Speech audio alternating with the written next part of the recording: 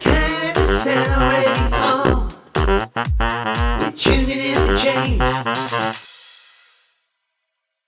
Hey, and happy Friday. Welcome to the KindaSound Astrology Update with me, Stella Grace. We're looking at the big planetary influences for the week ahead now, from the 5th of January today to the 11th of January next Thursday. The show, 10 o'clock today, replayed again 10 o'clock tomorrow, and then available as a podcast from Tuesday. So to listen to the replays on the following day, Saturdays at 10, you tune back in via KindaSound.org. And for the podcasts from the following Tuesday, you go to KindaSound.org/podcast. I've also got another really exciting show today. So at 11 o'clock, I've got an incredible guest with me on the gifts within adversity. My very special guest and friend, James Price, and hearing about his phenomenal journey, overcoming adversity, and much more that we're going to be discussing today at 11. So 2 great shows today. And again, both are replayed tomorrow at the same time and then available as a podcast. So let's get into the astrological weather this week. We've got some really key planetary influences, and I probably do and could say this every week, but it's a big, exciting week in astrology. It's always really interesting. So we're going to get into looking at the current energies for the week, seeing how best we can utilize them. And also we're going to discuss a topic today in a little more depth, which is Venus. We're going to have some songs in the mix as well. So it's all good Friday feels. So let's start with Venus. That's also our topic today. And she's been quite active in recent weeks in the sky. Last week, she changed signs. So I refer to her as a she. I refer to the planet as a she because Venus is all about feminine energy. And obviously, as men and women, we all have feminine and masculine aspects within each of us. And ideally, these would be in balance. And Venus is a reflection of our femininity present in all of us to larger or lesser degrees. So we're going to talk about her in a little bit more depth towards the end of the show. But she's been quite active recently. She's changed signs last week. So from the sign of Scorpio to the sign of Sagittarius. She travelled there last Friday and is now in the sign of Sagittarius until the 23rd of January. So what this means is, because Venus relates to areas of love, beauty, romance, we can collectively feel an energy of the intensity of Scorpio has now shifted into more truth, freedom, adventure seeking attributes of Sagittarius. So collectively, our relationships with ourselves and with others might have more of a feel of a lightness, a less intensity, because Venus in Scorpio for that 3-week period prior was more intense, more getting into the depths and the nitty gritty. But with the shift in energy to Sagittarius, we've got much more of a playful, optimistic, very uplifting energy with Venus in Sagittarius. And so we can see those aspects in our relationships and in our feminine essence in all those kind of areas. So we're going to talk a little bit more about Venus shortly. And also we've still got Mercury in Sagittarius for a little bit longer as well. So we have got these 2 key players, Venus and Mercury, still in Sagittarius, and that is quite impactful for us in terms of a lightness, a light energy, as we were saying. It's very much aiming high, it's seeking truth, but it's also seeking fun, adventure. Sagittarius energy, and especially being in Mercury being in Sagittarius, is great for our thinking around truth and wisdom and philosophy. So we might find interest in those areas as a collective, general energy. And of course, we now have Mercury direct. So I spent a few weeks over the period of Mercury retrograde discussing that in a little bit more depth. And what we have now with Mercury having moved direct again after the retrograde period, and we're still in a little bit of a shadow, but really now it's such a fantastic time for things moving forwards, things feeling like a more progressive, dynamic energy. So whereas we had this real introspection period with Mercury retrograde, now that Mercury is direct and actually Jupiter direct as well, which I'm going to talk about in a sec, we've got this amazing time for launching projects, launching new things. It's actually a really great time for this lovely new year, new calendar year energy. And so it's also about how we can adopt.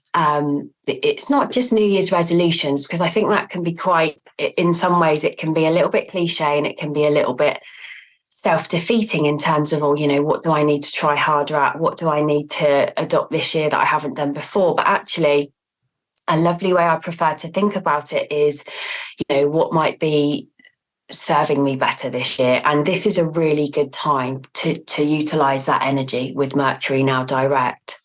So it's also just thinking more outwardly. So we had that more quieter retrospective period of the retrograde, and now we can turn our attention a little bit more outwardly. The energy lends itself to that really well. So things that you want to get started, being as it's the new year calendar year or otherwise, it's a great time to do so.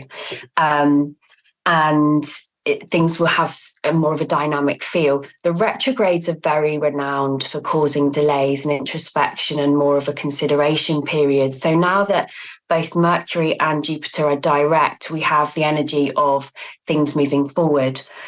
Now, Mercury being in Sagittarius, as we said, that's outward energy, that's play energy, adventure, fun, and also really seeking big goals, big dreams, big visions. So again, another lovely energy for utilizing the goals and intentions and big dreams that you've got for the year and generally.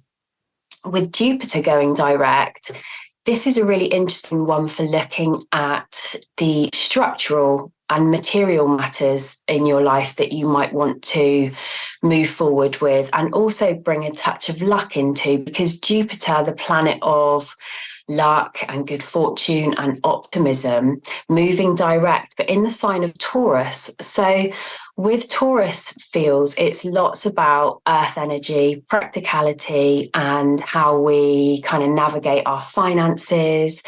And so with Jupiter being it's named as the great benefic, really, which has this beneficial energy, this touch of luck with it. So if we combine that with Taurian energy and now moving direct, it's a real lovely time for looking at how we can adopt this fresh energy into finances, material matters, our structures, really.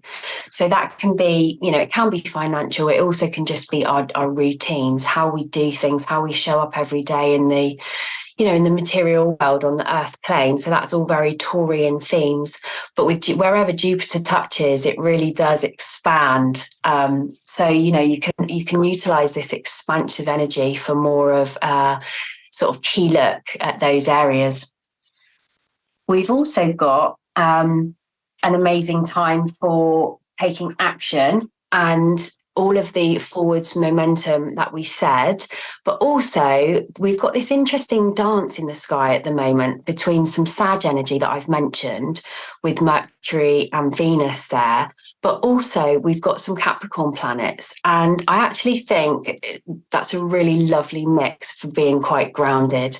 And it's going to lead on to our song choice for today. We're going to have some Skunk Anansie and Hedonism. And what I think for me has been a really interesting transference of the interpretation of this song for today's show is about Sag energy in its, because we don't have good and bad in astrology. We have, I prefer to think of it as perhaps a spectrum within the signs. So perhaps a lower and higher aspect, lower and higher, more evolved sense of the signs, if we like, because we can all be in our shadow periods, can't we? And we have to grow and learn.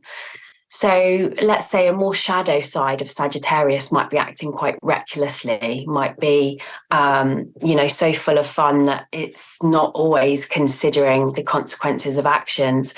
And actually Capricorn energy, which we have the Sun and Mars in Capricorn at the moment, Mars has just gone into Capricorn, or just going into Capricorn. So we've got a really grounded energy in Capricorn, which I think is a lovely balance to this reflection in the sky between, one of the aspects in the sky. There's many things going on, but just pulling out one theme here, which I think is a really lovely approach for grounded action today and moving forwards.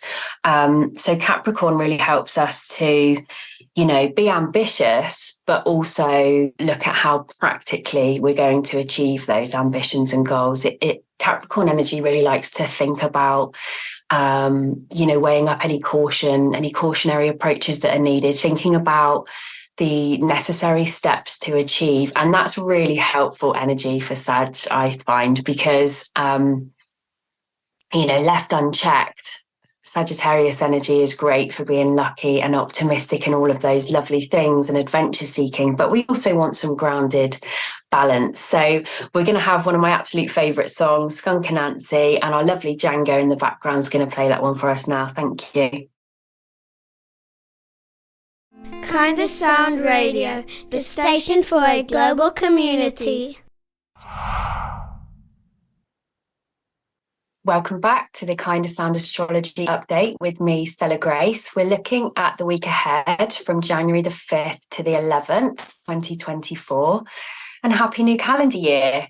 Here we are with a good look now at the first new moon of the calendar year on the 11th. So next week, we have the sun and the moon in Capricorn together. So this is a really favourable placement as well for early New Year energy. It's not only a great time generally with new moons to set intentions for the lunar month ahead, but as we've got this placement at this time, it's an amazing time to set intentions for the whole year ahead. And I really invite you to utilise that energy. So, again, as we mentioned before, Capricorn's really amazing for the grounded, practical approach to getting things done. It's the baby steps actually that ultimately lead to the bigger picture and the finished product. So we've really got that grounded energy to be able to think about plans, goals, ambitions, and also proceeding with caution, but also the confidence to know that all of the steps we take are absolutely going to ensure that we get us to our goals, which Capricorn's really amazing for.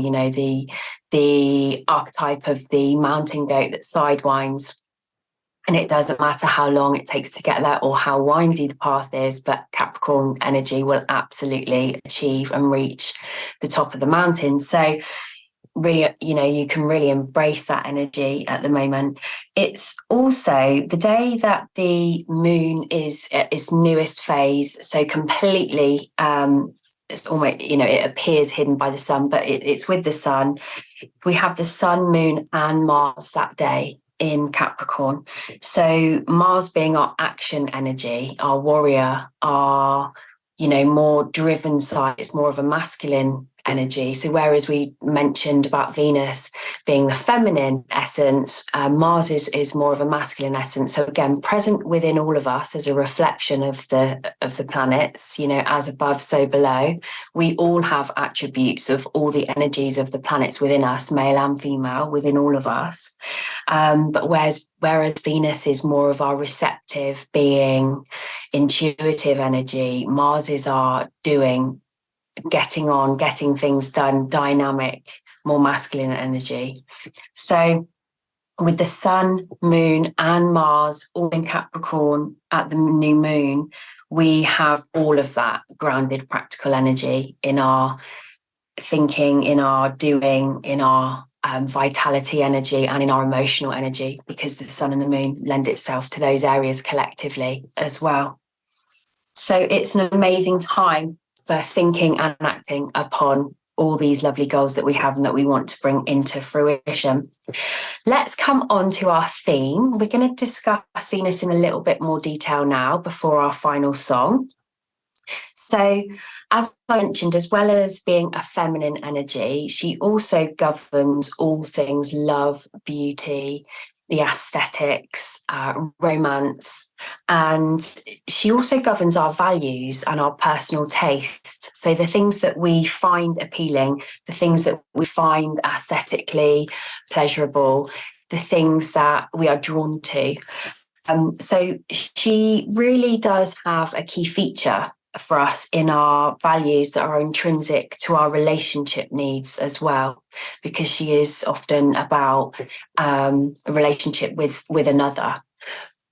I must say, though, obviously, the most important relationship, and this is where it's really interesting with the retrograde period that we had last year, because with a Venus retrograde, we're really invited to look within at our relationship with ourselves.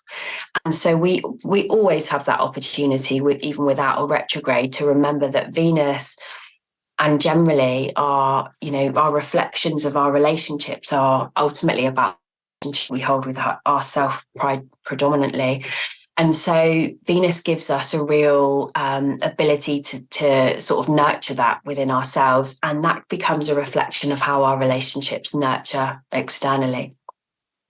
So our relationship with self and others is a key Venus theme, but also our relationship to finances and our material possessions. Now, that's not, I think there can be this real sort of downer on if we find things, if we're looking for material abundance, or if we find material possessions beautiful. And actually that's a real suppression of our Venus side. Actually, we all have a Venus side, and how strong or weak it is in terms of material possessions will depend on other things in your personality, in your makeup, in your astrology chart, and in your life circumstances. But actually we all have a Venusian side. And so it's really, a lovely energy to celebrate the things that we enjoy, the things that bring us pleasure, the things that we find beautiful. That's all in the themes of Venus. And to dishonor our connection to the things that we find beautiful, or the material possessions that we enjoy having in our home, for example, that we find beautiful to be around, is all part of our Venus that we wouldn't want to suppress or shun. And I think sometimes it comes up for me that it can be quite obvious on a spiritual path, or on a more conscious path. It's like, you wouldn't want to be seen to be too materialistic, but actually that would be really dishonoring a part of ourselves. So to me, Venus is all the inward and outward expressions of beauty, and that can show up as attributes or as physical possessions. So as I said, she is about pleasure. She's about the things that we desire, as well as the things that are harmonious in our lives, and how we can utilize that harmonious energy of Venus.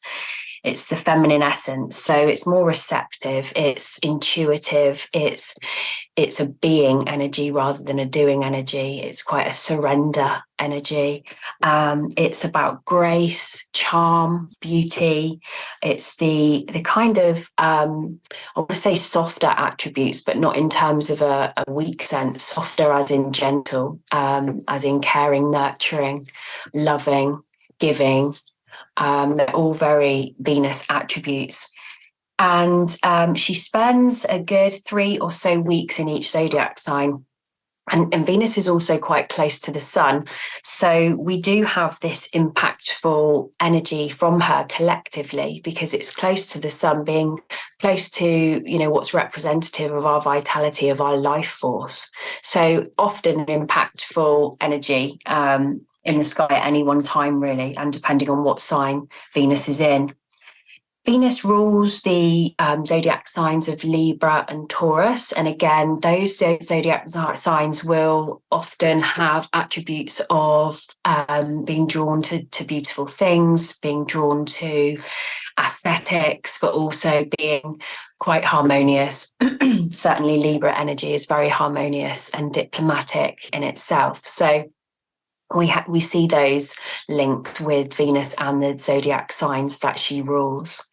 She's also very good at balancing the feminine and masculine energy that we have within each of us, as we said. So Yeah, I like talking about Venus. It's an interesting energy. It's a beautiful energy. And when we access our Venusian energy, we can be in quite a place of power, actually, because it's not external strength, but it's certainly an inner strength of harmony, and peace, which is, so important to adopt and bring forward.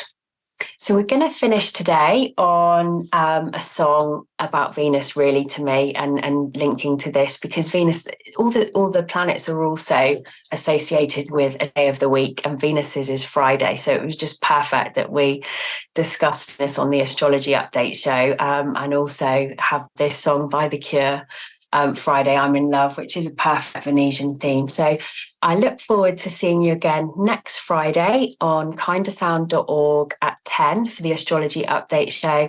And I can't wait for my next guest as well at 11 o'clock on the Gifts Within Adversity. Much love.